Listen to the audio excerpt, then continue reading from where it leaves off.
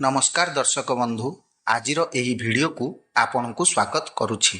दर्शक बंधु भगवान श्रीकृष्ण मृत्युर शेष समय कहीं भेट करने को आसीथिले पवनपुत्र हनुमान।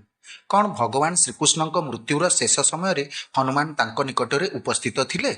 जदि जानिबा को चाहुचंती ताहले आमर एही चैनल को तुरंत सब्सक्राइब करिनियंतु एवं बेल आइकन को दबाई दियंतु, जहा फଳରେ आमे पठाउथुबा एही बळी तथ्य आपण मानक पाखरे आगुआ पहुंची पारिबो। दर्शक बंधु जेतेबेले भगवान श्रीरामंकर नाम निया जाए तांको सहित तांकर महान भक्त हनुमानक नाम मध्य निया जाए, जे स्वयं भगवान शिवंकर अवतार थिले। से एपरि जणे महान बलशाली देवता थिले जे तांको हरेइबा समस्तंक पक्षे असंभव।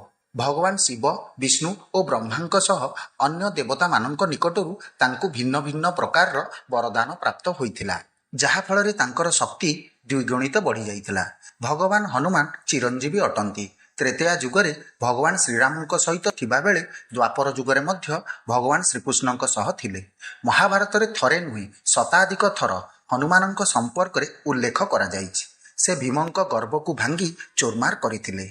एथि सहित महाभारत युद्धर सर्वश्रेष्ठ धनुर्धारी अर्जुनंक रथ उपरे से विराजमान होइथिले। महाबली हनुमान अनेक प्रकार द्वापर जुगरे निजर उपस्थित जाहिर करि आसिछंती। द्वारिकारे अनेक थर हनुमानंक संपर्क रे उल्लेख मध्य करा जाइछि। स्वयं भगवान श्रीकृष्ण तांकु द्वारिका को आमंत्रण करिथिले। हनुमान श्रीकृष्णंकर पत्नी सत्यभामा सुदर्शन चक्र बड़ भाई बलरामंकर अहंकार भंग करिथिले। कुहा जाए महाभारत युद्धरे से प्रत्यक्ष भाव में समस्तंक सामना को आसीथिले। से भगवान श्रीकृष्णंक कहिबा अनुसारे ओ अर्जुनंक बहु मिनती पर से तांकर शक्तिशाली रथर ध्वजारे विराजमान करिथिले, जहा फଳରେ अर्जुन आहुरी शक्तिशाली होई जाइथिले। तांको रथ को कोनोसी भी बाण चोरमार करिबारे असमर्थ थिला। महाभारत युद्ध शेष हेबा पर से पुणी निज पूर्व स्थान को पलायन करिथिले, जेउठारे से सर्वदा भगवान श्रीरामंकर जप करुथिले। महाभारत युद्ध अधर्म उपरे धर्मर विजयर प्रतीक थिला। भगवान श्रीकृष्ण निजर कूटनीति और तपबल कारणरू अधर्मी मानकर विनाश करि पारिथिले। धरापृष्ठरू समस्त अधर्मी को विलोप करि देइथिले।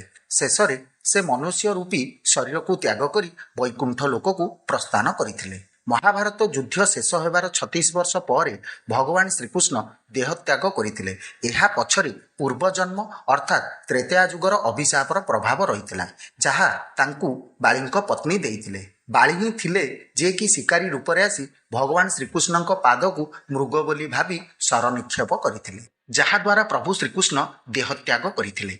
एठारे प्रश्न उठे, जेतेबेले हनुमान जानिबा को पाइले कि तांको आराध्य एही धरापृष्ठ को छाड़ी वैकुंठ लोक प्रस्थान करने को जाउचंती, सेतेबेले हनुमान काहींकी भगवान श्रीकृष्ण को भेट करने को आसीथिले। आमे एठारे आपन को जणाई देबा को चाहबू कि हनुमान भल भाबरे जानिथिले कि भगवान श्रीकृष्ण किए अटंती। हनुमानक पाखरे भक्ति साधना एते मात्रा रे थिला जे ए संसार मोह माया दुख कष्टरू से बहु ऊर्ध्वरे थिले। से भल भाबे जानिथिले भगवान श्रीकृष्ण किभଳି ए धरापृष्ठ को आसीचंती एवं केउं भଳି भाबे ए धरापृष्ठरू विदाय नेबे। एभଳି संदर्भ त्रेतया जुगरे रामायण रे मध्य देखिबाकू मिले, जेउठारे हनुमान को डरी श्रीराम निजर मुदी पाताल लोकरे लुचाई देइथिले, कारण से जानिथिले हनुमान केबे भी तांकू वैकुंठ धाम जिबाकू देबे नाही।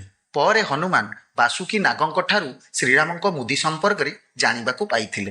हेले दर्शक बंधु एठी प्रश्न पुणी आसे, कौन हनुमान भगवान श्रीकृष्ण को शेष मुहूर्त रे भेट करने को आसीथिले? हनुमान सदैव भगवान श्रीरामंकर जप करती। तांको मनरे केवल श्रीराम ही अछंती। श्रीरामचंद्र ना कुआड़े जाती ना कुआड़े आसंती। से सदा सर्वदा तांको हृदय रे वास करती। तेणु भगवान श्रीकृष्णंकर प्रस्थान खबर जानिबा परे ना हनुमान दुखी थिले ना ही तांको आखिरु लुह झरीथिला। जदि साक्षात हेबा कथा आमे कहिबा तेबे एपरि कुहा जाय कि हनुमान प्रभु श्रीरामंकर जणे परम भक्त अटंती। रामचंद्रंक प्रेमरे आंतरिक मनरे सर्वदा लीन रुहंती। हनुमान सर्वदा निज भगवानक ध्यानरे मग्न रहुथिले।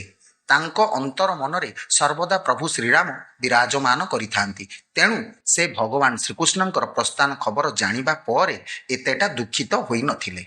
तेबे दर्शक बंधु जदि आमर एही कार्यक्रम आपण मानकु भल लागि थाए ताहाले आमर एही चैनल को लाइक शेयर और सब्सक्राइब करने को जमा भी भूलिबेनी। धन्यवाद।